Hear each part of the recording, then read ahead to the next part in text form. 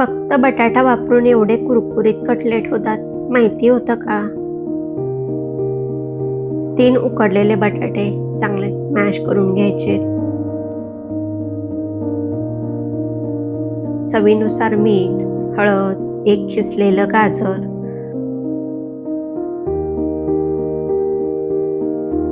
बारीक कापलेली 2 हिरवी मिरची, 1 बारीक कापलेला कांदा, कोथिंबीर, अर्धा चमचा मिरपूड आणि अर्धा चमचा आमचूर पावडर घालायची.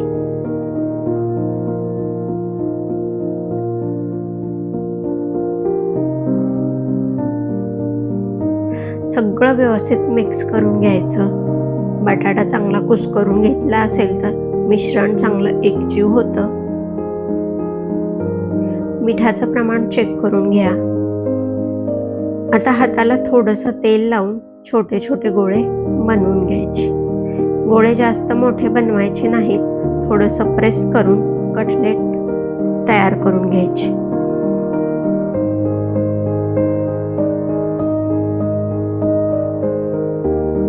मी इथे ब्रेड क्रम्स घेतले आहेत. उरलेला ब्रेड उन्हात सुकवून मिक्सरला त्याची पावडर करून घेतली की ब्रेड क्रम्स तयार होतात.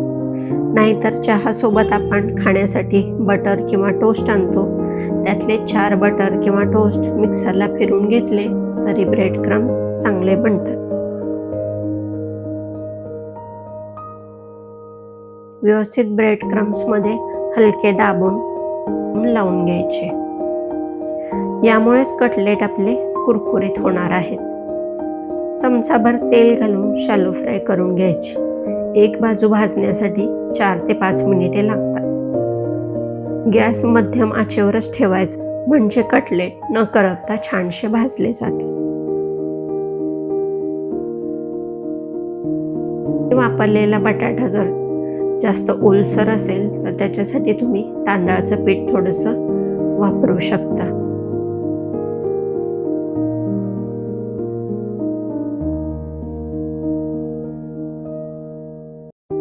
बाजू उलटून दुसरी बाजूही छानशी भाजून घ्यायची.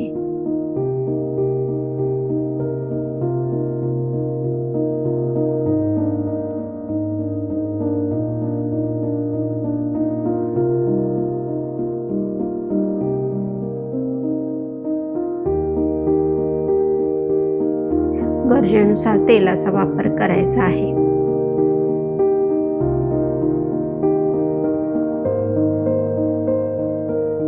किती छान क्रिस्पी भाजले गेले आहेत बघा.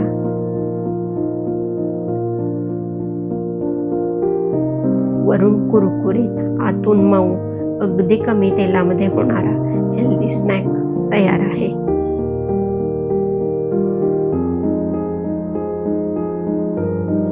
गोड चटणी किंवा टोमॅटो केचप सोबत मस्त लागतात. तुम्ही कशासोबत खाणार कमेंटमध्ये नक्की सांगा. भेटूया लवकरच. तोपर्यंत काळजी घ्या घरच्यांसोबत स्वतःचीही.